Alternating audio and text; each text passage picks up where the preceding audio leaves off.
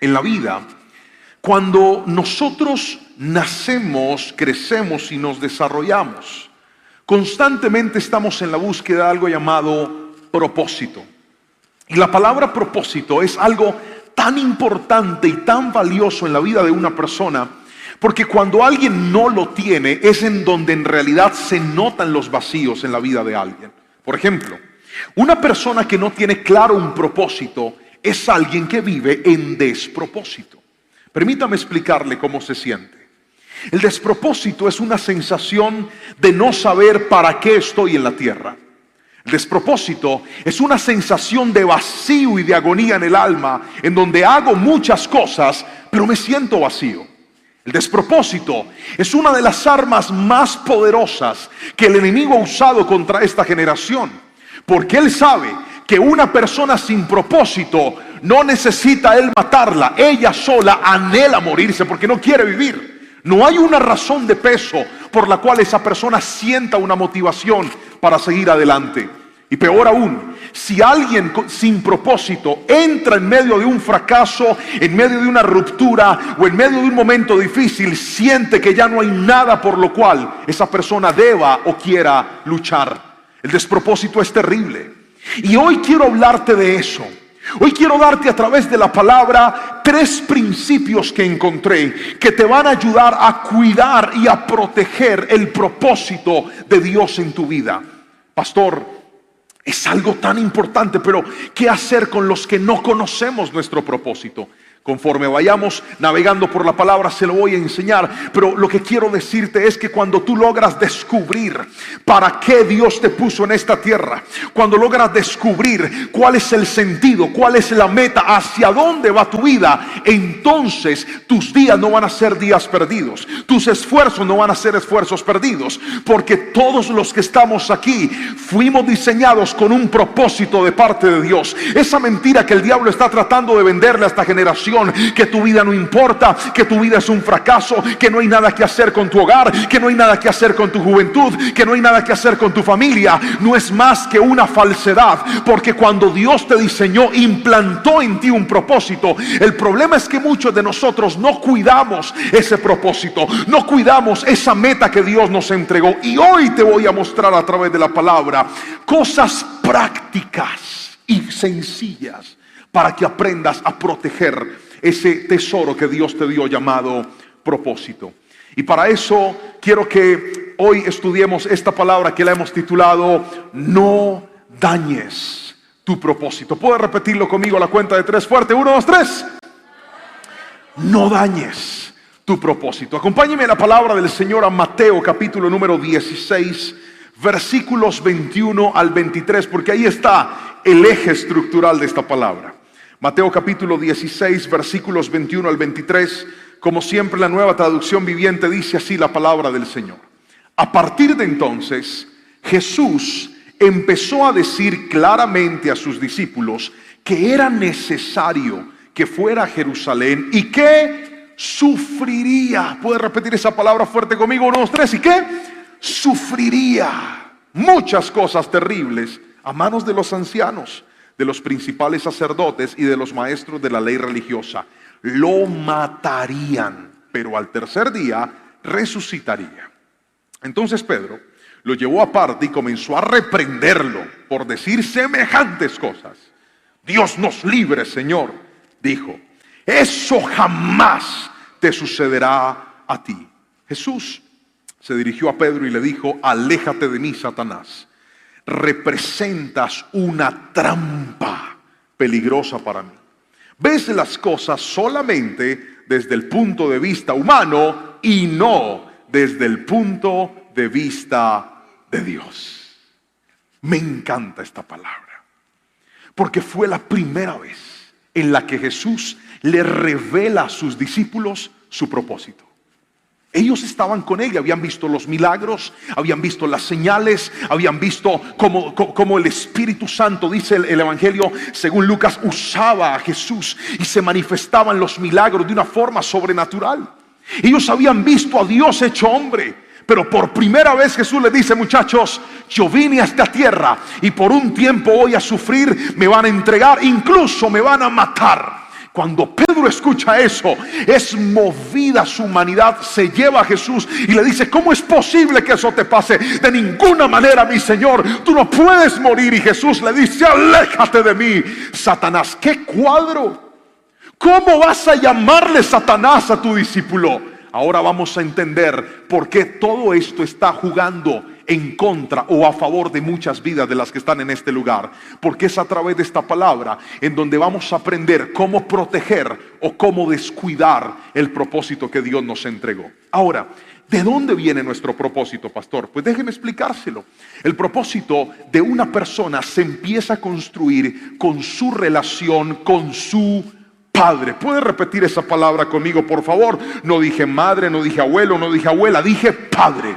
El padre en la Biblia representa un derrotero a seguir en la vida de una persona. El padre representa una figura muy importante para determinar el propósito y el futuro de los hijos. Según la Biblia, en la boca del padre reposaba la bendición de los hijos. Por eso tú ves en la palabra que para ellos era tan importante ir delante de su padre y que su padre declarara sobre ellos bendición y declarara un futuro. Es lo que hago con mis hijos. Yo bendigo a mis hijos y digo: Señor, declaro que les va a ir bien, declaro que van a casarse bien, que van a tener buenos hogares, buenas familias, que tú les vas a dar gracia, que tú les vas a dar sabiduría, porque yo sé que en mi boca como papá hay poder para darle un futuro a mi hijo. Ahora, yo no conté con esa misma respuesta, porque mi papá no le enseñaron eso en su casa. A mi papá le enseñaron que si no servía para el estudio, se tenía que ir a trabajar. Y fue un hombre muy seco, muy parco, muy inexpresivo. Pero mi papá no fue de esos hombres de decirme: vas a ser grande en la vida, vas a triunfar, yo voy a estar ahí para... No, mi papá simplemente trabajó y se esforzó, y con mucha dedicación, gracias a Dios, siempre puso el pan sobre la mesa. Pero nunca determinó algo profético para mí como hijo. Ahora yo estoy cambiando la historia con mis hijos, porque recibí en Dios el propósito de mi vida. Y ahí viene la reparación o la restitución de Dios. Y es que algunos dicen: pastor, ¿y qué hacer cuando mi padre no marcó ese futuro para mi vida? Porque el futuro el padre lo marca a través de dos cosas: a través de sus palabras y a través de su ejemplo.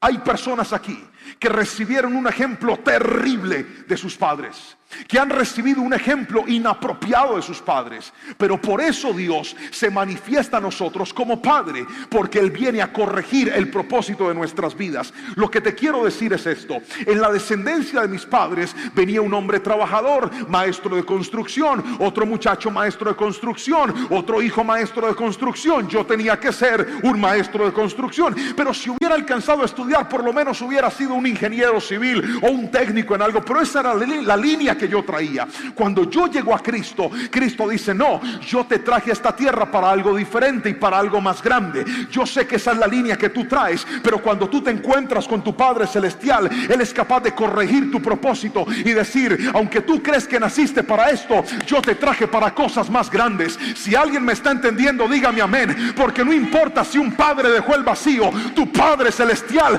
nunca te va a abandonar, y está hoy aquí diciéndote: tengo planes de bien para ti. Gríteme amén si me está entendiendo, por favor. Ese es el Padre Celestial. Pero otra cosa que marca nuestro propósito son las experiencias de nuestra vida. ¿Las qué? Muy bien, las experiencias, las buenas y las malas. Yo soy lo que soy porque a partir de mi vida muchas experiencias me fueron empujando hasta llegar hasta donde estoy.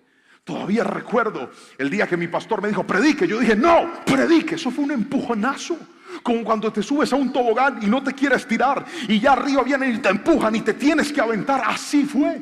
Las experiencias también te conducen a un propósito, pero eso te voy a hablar más adelante. ¿Saben qué más determina nuestro propósito? Nuestro nombre.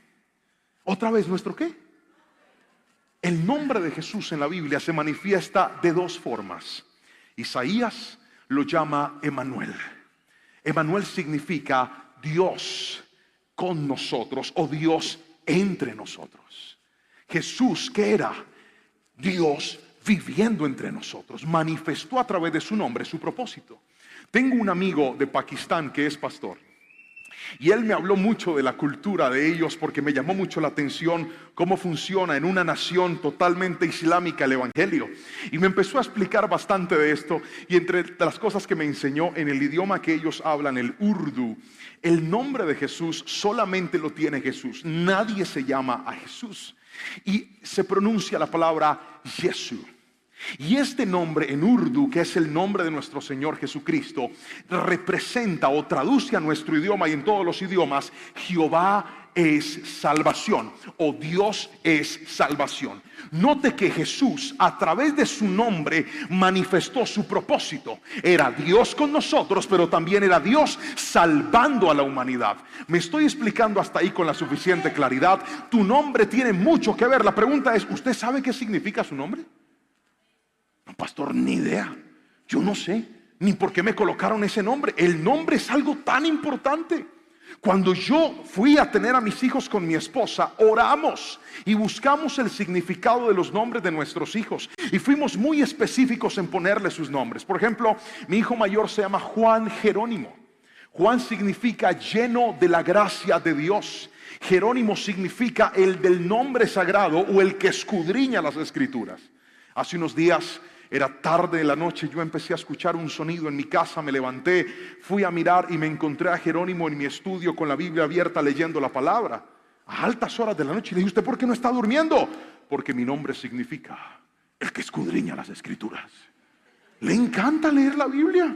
Yo puse esa marca en su nombre. Anita se llama Ana Sofía. Y cuando colocamos sus nombres, fuimos muy cuidadosos en saber qué significaba y cuál era el comportamiento. Déjeme, por ejemplo, hablarle de mi nombre. Mi nombre, Juan Pablo.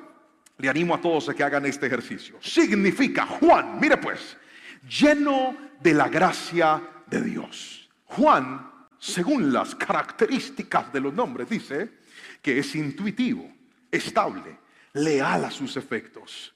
Tiene una gran voluntad y mucha energía, lo cual hace que llegue a las metas que se propone. ¿Es así o no es así su esposo, señorita? Así. Ahora vamos con Pablo. Pablo significa el pequeño. Ahí como que hay un descuadre. No, pero en realidad la palabra pequeño no está hablando de estatura, está hablando de carácter.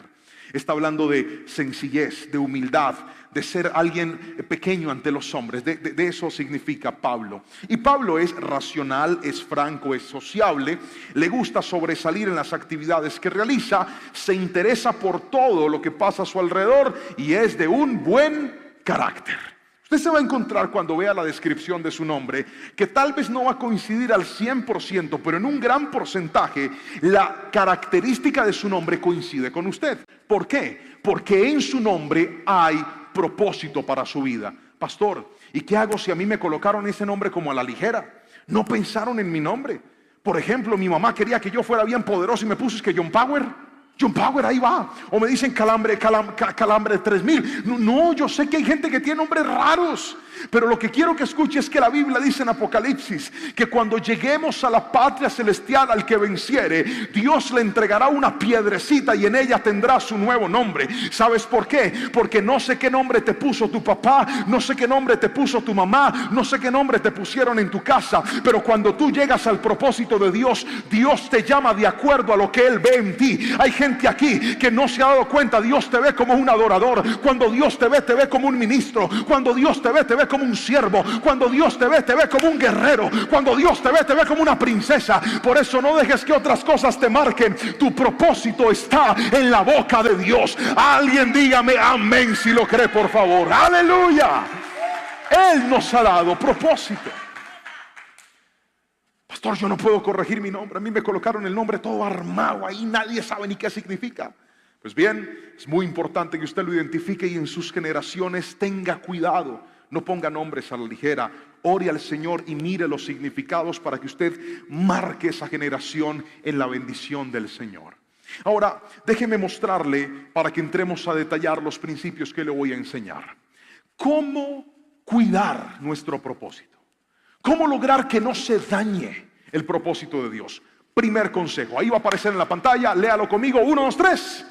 Evitando el sufrimiento. Es lo primero que las personas hacen cuando dañan el propósito. tratan de vivir una vida que evite el sufrimiento. No quiero sufrir, no quiero pasar momentos difíciles. Acompáñeme a la Biblia para que tengamos el soporte de lo que le estoy explicando. Versículo 21 y 22 del capítulo 16. Dice así: Jesús empezó a decir claramente a sus discípulos que era necesario que fuera a Jerusalén y que sufriría muchas cosas terribles a manos de los ancianos, de los principales sacerdotes y de los maestros de la ley religiosa. Lo matarían, pero al tercer día resucitaría. Entonces Pedro lo llevó aparte y comenzó a reprenderlo por decir semejantes cosas. Dios nos libre, Señor, eso jamás te sucederá a ti. Me encanta esta expresión, porque aflora la humanidad de Pedro, la humanidad de muchos de nosotros. Cuando Jesús dice me van a matar, me van a tratar muy mal, Pedro dice ven para acá. ¿Cómo vas a decir una cosa de esas? Si tú eres el Mesías, tú eres el Hijo de Dios, eso jamás te puede suceder a ti. Tú no naciste para sufrir, mi Señor. Dios nos libre de eso. Muy parecido a la humanidad de todos nosotros.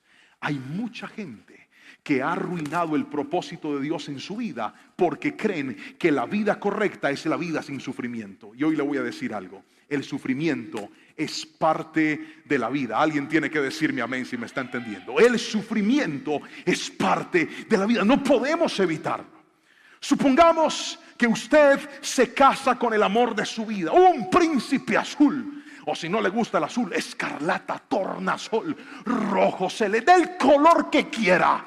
Puede ser un ángel caído del cielo, la flor más hermosa del jardín. Eso suena feo, ¿no? La muchacha, la rosa más hermosa del jardín que Dios le dio. Puede ser la mujer de sus sueños, pero eso no significa que en su matrimonio no habrá sufrimiento.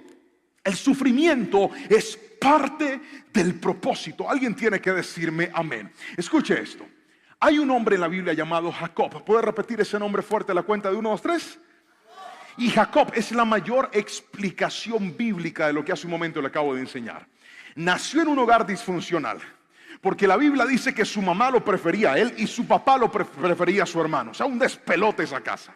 Adicional a esto, a Jacob le ponen un nombre que significa el usurpador o el tramposo. O sea, estaba mal marcado, tenía una mala relación con su papá. Todo estaba orquestado para que la vida de Jacob fuera un fracaso. Pero en medio de ese fracaso, las decisiones de Jacob lo fueron conduciendo por momentos de sufrimiento. Su hermano lo trata de matar y Jacob tiene que salir de la casa de su padre a vivir a la casa de su tío, un tramposo llamado Labán. Y cuando Jacob llega ahí, ya tenía la bendición de Dios, pero tener la bendición de Dios, tener la promesa de Dios, no lo eximió del sufrimiento. Más bien, en medio de ese sufrimiento, Dios empezó a pulir y a cambiar la conducta de Jacob. Él llegó como un tramposo, pero salió como un hombre honesto. ¿Por qué? Porque el sufrimiento purifica el alma. Qué amén tan flojo ese. Dije, el sufrimiento purifica el alma. Hace unos días iba con mis hijos en el carro y entonces les estaba contando a ellos un poco de la historia de mi vida, porque Jerónimo tiene una costumbre, a ver si sus hijos pequeños también la tienen, y es que se amarra los zapatos, pero se los ahorca, se los aprieta así, hasta que las venas se le paralicen. Le gusta estar apretado, y en esas, apretándose uno de los zapatos, reventó uno de los ojales por donde entra el cordón. Entonces el zapato no le estaba ajustando y empezó a quejarse. Mira, papá, este zapato está malo, cámbiame, este zapato no sirve para nada, zapato de mala calidad. Entonces yo saqué a flote las historias del pasado, como buen papá cuando tiene sus hijos, y le dije: usted no sabe lo que yo he sufrido en la vida. Cuando yo era chiquito, solo tenía 2 pares de zapatos, unos tenis, unas, decimos aquí, zapatillas o unos tenis deportivos, y unos zapatos de cuero de tacón puntudos con 3 mechas ahí que cuando uno pisaba sonaba como un tacón. No más. Ambos zapatos tenían un roto por debajo. Con eso era que yo andaba.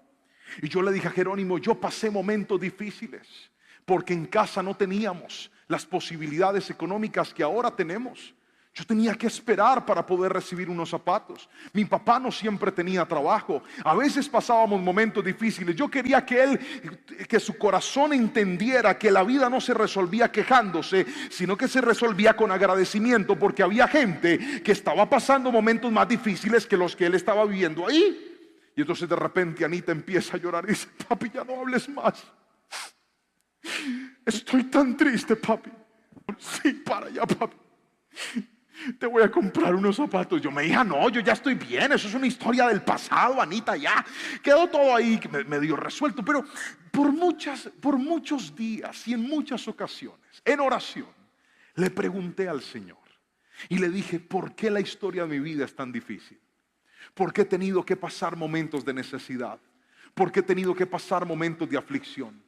¿Por qué he tenido que crecer con tantos faltantes? No te imaginas cuántas oraciones le hice a Dios sentado ahí en la iglesia, comparándome con la gente que yo veía en el altar, y decía: pero Señor, a este como que le va mejor. Un día hasta me quejé con Dios porque hicieron un evento en la iglesia y todos los predicadores habían sido malos, pero malísimos. El primero que se subió dijo: yo era sicario de Pablo Escobar, mataba y hacía y deshacía. Yo, wow. Se subió otro y decía: yo vivía en la calle, yo era drogadicto y yo estaba en el mundo perdido, pero Dios me cambió. Y la gente, wow, aleluya. Y yo hasta de eso me le quejé a Dios. Yo le dije: Señor, yo no he hecho nada malo.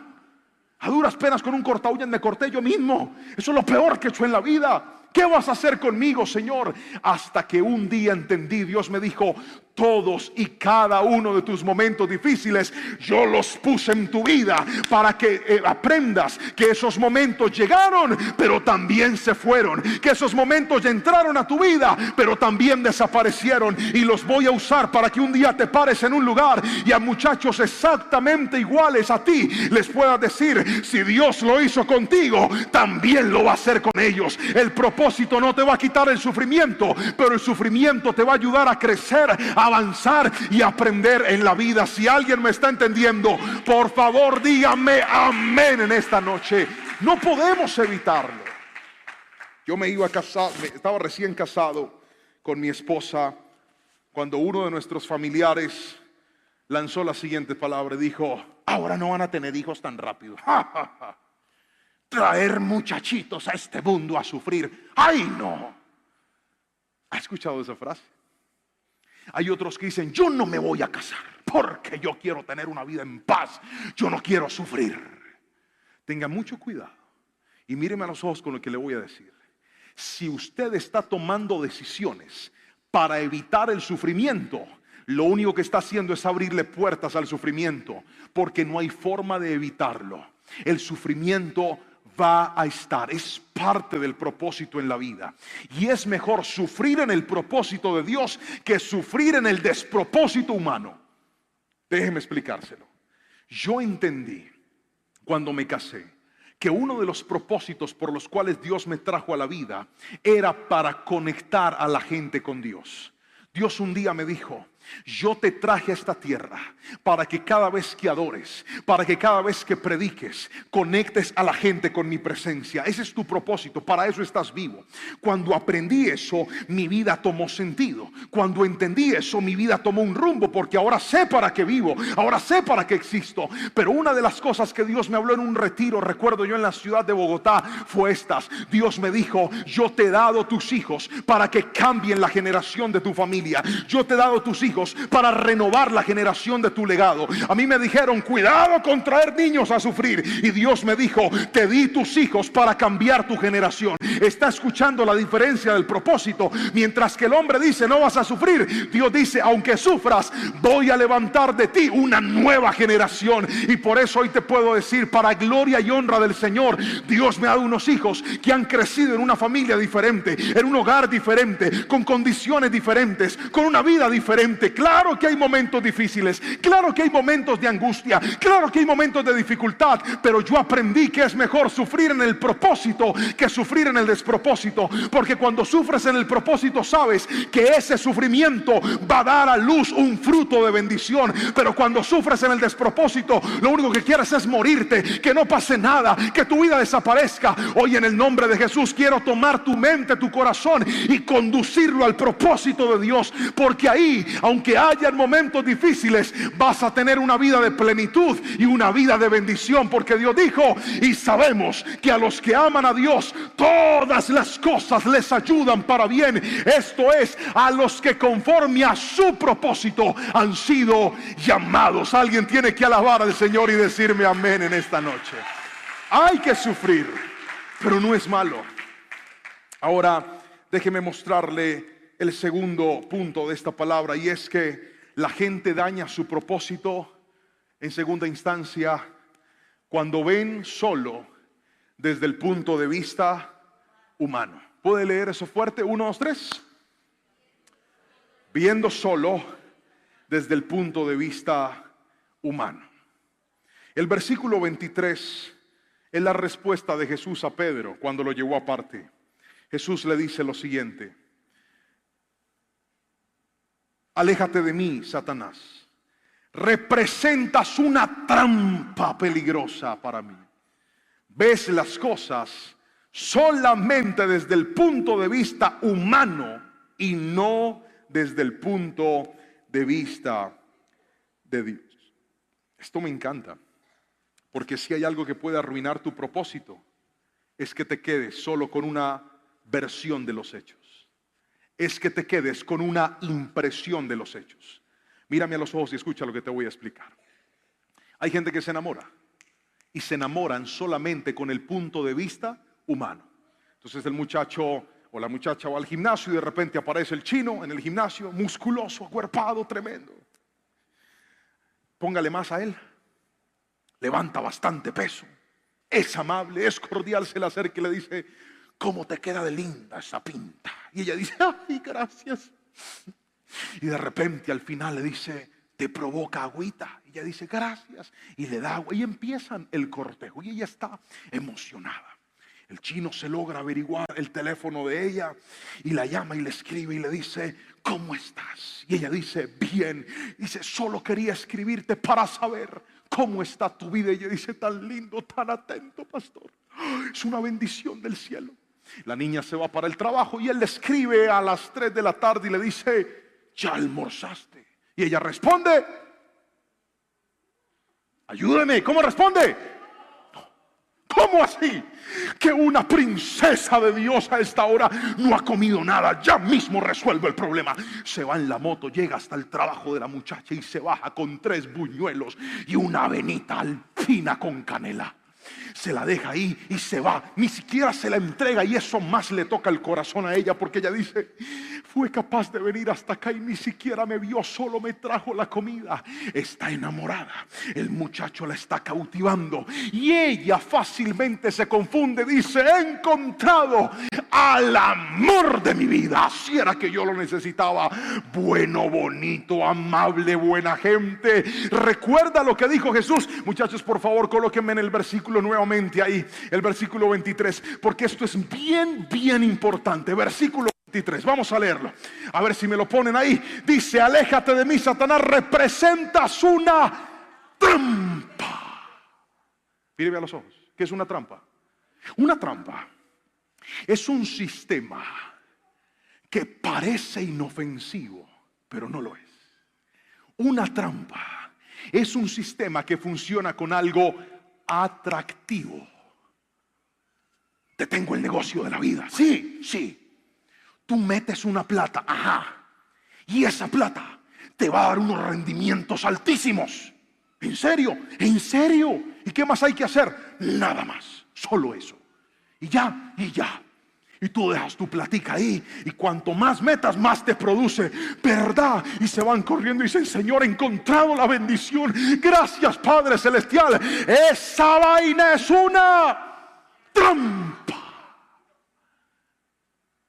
Usted va, le echa mano al queso, y cuando lo atrapa, la trampa lo sella a usted, y ahí quedó aprisionado. ¿Cuántas personas dañaron su propósito porque cayeron en la trampa del enemigo? ¿Cuál es la trampa? Vea, mire eso tan chévere que se ve. Nadie se va a dar cuenta. Hágale.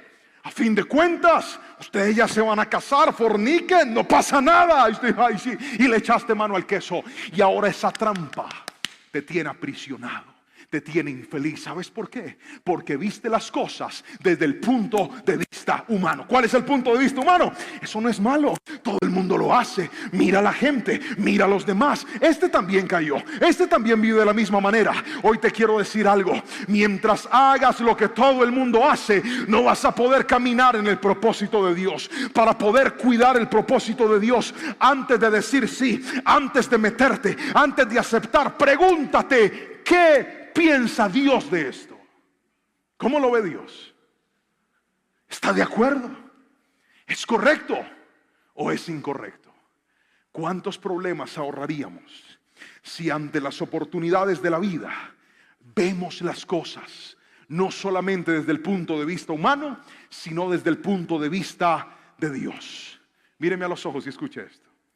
Yo estoy completamente convencido que sus más grandes equivocaciones, que las cosas de las cuales hoy usted se arrepiente y usted dice: pastor, yo no hubiera hecho eso, yo no hubiera dicho que sí, yo no hubiera llegado a ese lugar, no hubiera entrado, son las cosas en las que hiciste, miraste, caminaste o te determinaste solo por el punto de vista humano. Pedro se concentró en el dolor y dijo: el dolor hay que evitarlo. No podemos llegar allá, no podemos entrar hasta allá, Jesús. ¿Y qué dice la palabra del Señor?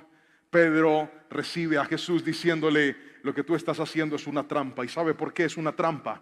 Porque el ser humano te quiere vender la idea de que todo es fácil, de que todo es sencillo, de que no hay sufrimiento, de que no hay dolor, de que es sencillo, de que es fácil, de que lo vas a lograr, de que todo el mundo lo hace, de que todo el mundo puede. Pero te vas a dar cuenta que en Cristo, aunque es un poco más difícil, aunque es un poco más complejo, aunque es un poco más lento, vas a ir seguro en la bendición de Dios. ¿Sabes por qué? Porque Cristo le dijo: usted fue que no me entendió, Pedro. Yo le dije que me iban a maltratar, yo le dije que me iban a tratar mal, yo le dije que me iban a castigar, yo le dije que me iban a herir, le dije que me iban a matar, pero también les dije que al tercer día iba a resucitar. Y eso es ver las cosas como Dios las ve. Hay sufrimientos que están en tu vida y tú dices: pastor, esto es muy duro. Míralo como Dios lo ve. ¿Sabes cómo Dios lo ve? Dios lo ve con un inicio y también lo ve con un final. Dios lo está viendo como algo que te va a pulir, pero también como algo que te va a transformar. Dios dijo: te metí ahí, pero también te voy a sacar.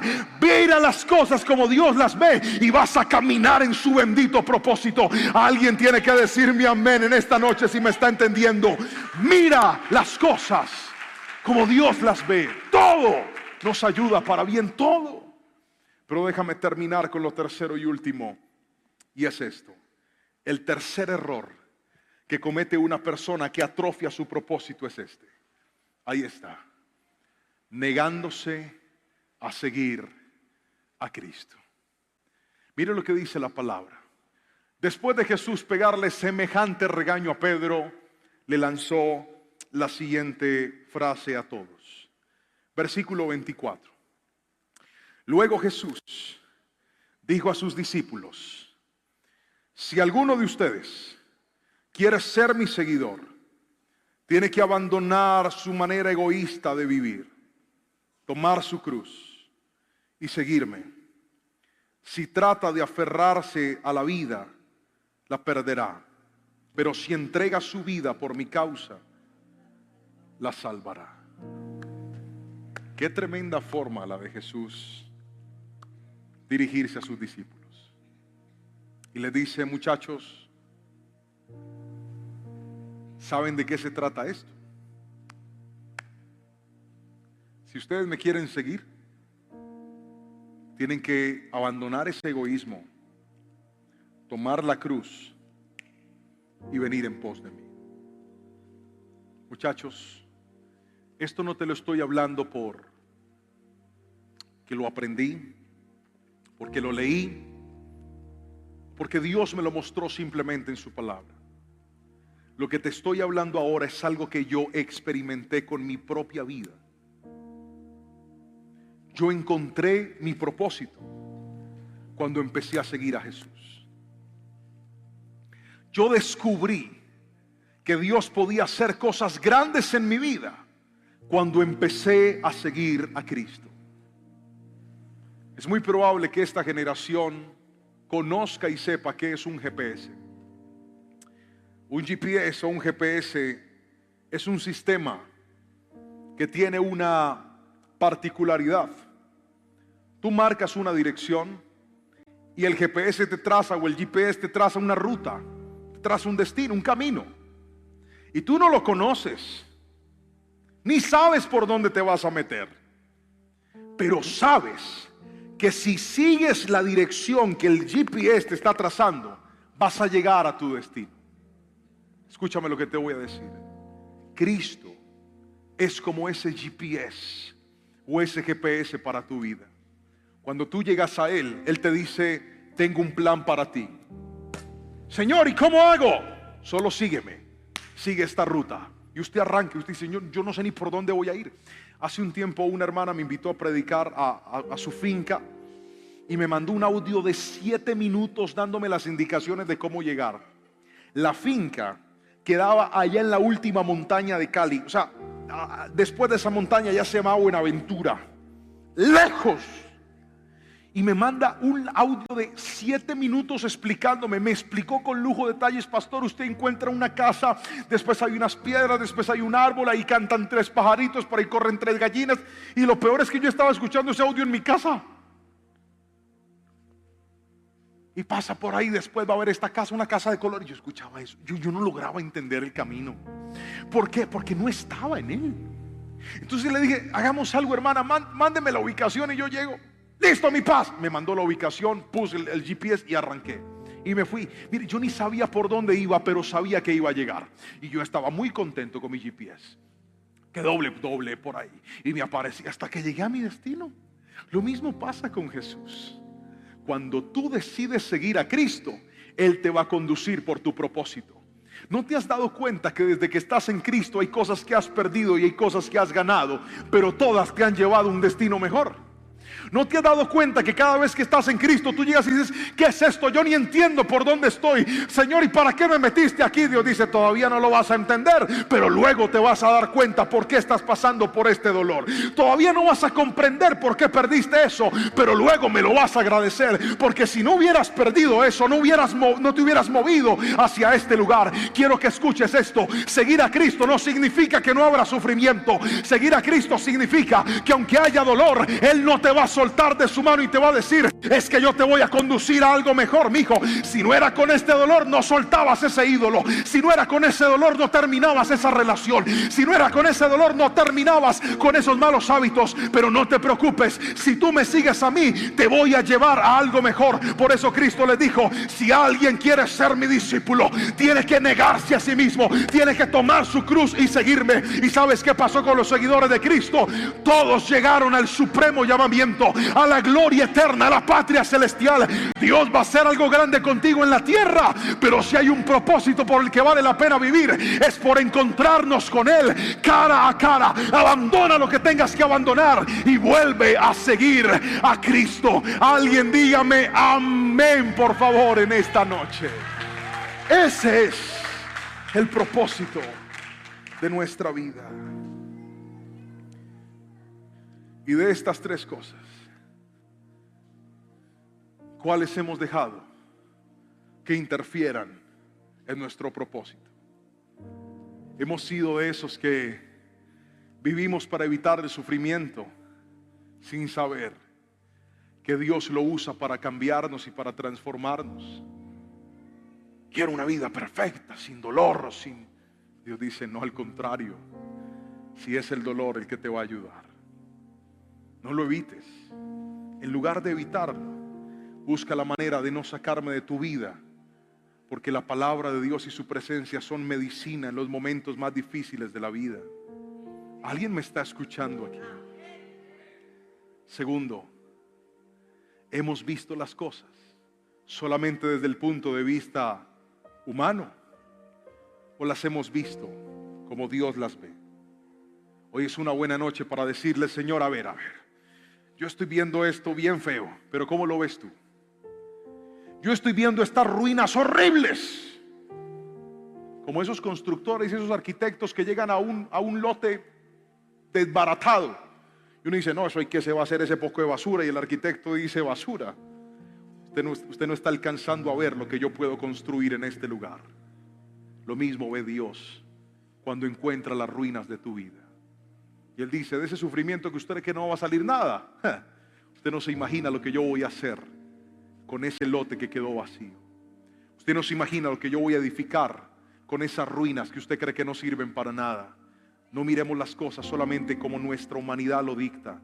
Miremos las cosas como Dios las ve. Y por último, ¿cuántos de nosotros, por salir corriendo detrás de nuestros sueños, dejamos de correr detrás de Cristo?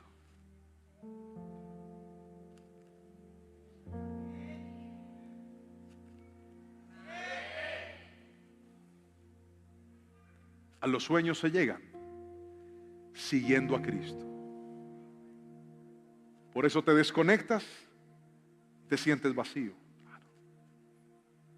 Pero una vez te mantienes conectado a Él, a veces no vas a entender, Señor, esto es un barranco, esto son unas trochas, este carro aquí no va a salir. Y Dios dice, tranquilo, que usted va en la dirección correcta, porque me estás siguiendo a mí. Y yo no te voy a llevar a la perdición, yo te voy a llevar a tu propósito. Eso es distinto. Todo aquel que en esta noche dice conmigo, pastor, yo necesito volver a cuidar, volver a proteger mi propósito, voy a pedirle que se coloque sobre sus pies, por favor. Todo aquel que dice, pastor, yo sé que se siente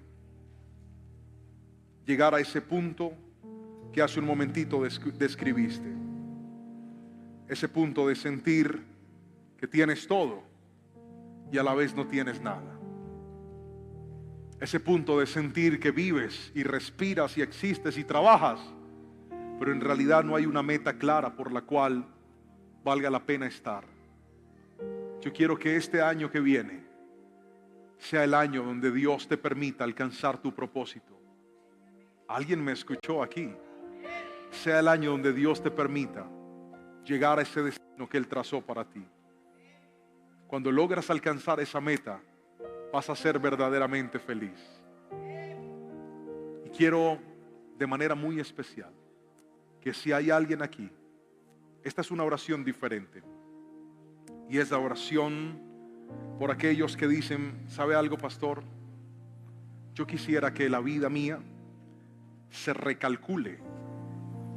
Quisiera que Dios corrija el GPS de mi vida y quiero volverlo a seguir. Y usted va a hacer un acto de fe. Todo el que necesite esa oración, quiero que venga aquí al altar. Que sea el altar en esta noche, que sea este lugar en esta noche el sitio donde Dios recalcule, redireccione y vuelva a marcar tu destino. Levanta tus manitos y cierra tus ojos. Señor, yo te doy gracias. Voy a pedirle a mis líderes que vengan acá, amor. Ven, vamos a orar. Quiero que empiecen a orar y a ministrar, por favor. Cada personita que ha llegado hasta este altar, levanten sus manitos, los que están aquí adelante. Quiero que le pidas al Señor con toda tu alma y dile, Señor, yo no puedo seguir así como un barco a la deriva. No puedo seguir así, Señor, sin saber hacia dónde voy a ir. Yo necesito que tú me lleves a ese destino. Yo necesito que tú me puedas conducir a ese punto de bendición. Vamos, levanta tus manitos, empecemos a orar, muchachos. Padre, en el nombre de Jesús, te lo ruego, recalcula, Señor, el destino de ellos. Que hoy, Señor, se pueda cumplir en ellos en el nombre de Jesús. Que esa palabra que hoy ellos han recibido, en donde les has dicho en este altar, vas a volver, vas a cuidar lo que tengo para ti. Es que no reservé tu vida ni traje tu vida para cosas sencillas. Deja de pensar que la solución es tu muerte. Deja de pensar que la solución es abandonar todo. Deja de pensar que la solución es no sufrir. Claro que habrá sufrimiento, claro que habrá llanto, claro que habrá dolor, pero es que tú no estás solo. Dios está contigo. Dios está contigo. La presencia del Rey de Reyes te va a acompañar donde quiera que vayas. Por eso dile conmigo: Espíritu Santo, vuelve a conectar mi vida a ese propósito, vuelve a conectar mi vida a ese destino. Hoy, en el nombre poderoso de Jesús, bendigo cada persona que llegó al altar, bendigo cada persona que está postrada en su casa, que está recibiendo esta oración y dice: pastor, mi alma necesitaba esta palabra, mi vida necesitaba entender que yo no estoy aquí a la deriva, que yo no estoy aquí perdiendo el tiempo, que tú me trajiste con un propósito, y ese propósito lo voy a alcanzar solo si decido ir en pos de tus pasos, solo si decido ir en pos de tu voluntad. Padre, yo te doy muchas gracias y bendigo cada persona. Hoy imponemos manos sobre ellos y declaro, Padre Celestial, en tu nombre que los levantas, en tu nombre que los fortaleces, en tu nombre que los vivificas, porque grandes cosas harás en su vida y en su futuro, en el nombre poderoso de Jesús. Alguien tiene que decir un fuerte amén. Alguien tiene que decir un fuerte amén. Alguien tiene que aplaudir fuerte al Rey de Reyes. Vamos y dile: Señor, llénanos, llénanos, llénanos en el nombre de Jesús.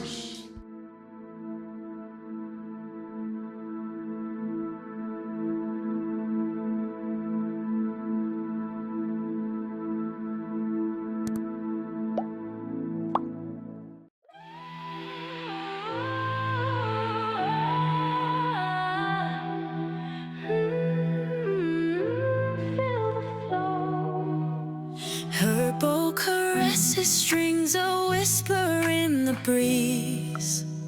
Each note she plays designed to teach and please. Perfection lingers, but does it hold a soul? Can lines of code ignite what makes us whole? She mimics the greats, she learns every tone. But genius isn't written, it's carved in stone. Real talk. Mozart's shadow painted by machines. Yet who decides what artistry truly means? Think about it. Beyond the notes, what lies beneath? A spark of life or just a thief? Will she surpass or just pretend? The human touch, can it ever end?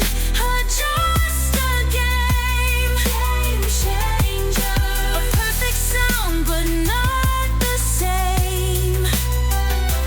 What's a masterpiece without the pain? An endless loop, chasing fame. Here we go now.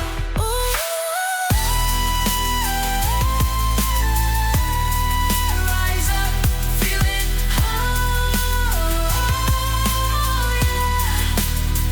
Her rhythm's flawless, but where's the heart? A mirror's mimicry can't claim the art. No way. While we applaud her flawless grace, she lacks the warmth the soul can trace. Algorithms rise, but they cannot cry. Emotions coded, but it's still alive. The master's throne may quake, may spin, but life's not a race that machines can win. Never. Beyond the sound, there's something more. A love that tech cannot restore. So let her play, but don't forget the magic's human, it's our best bet.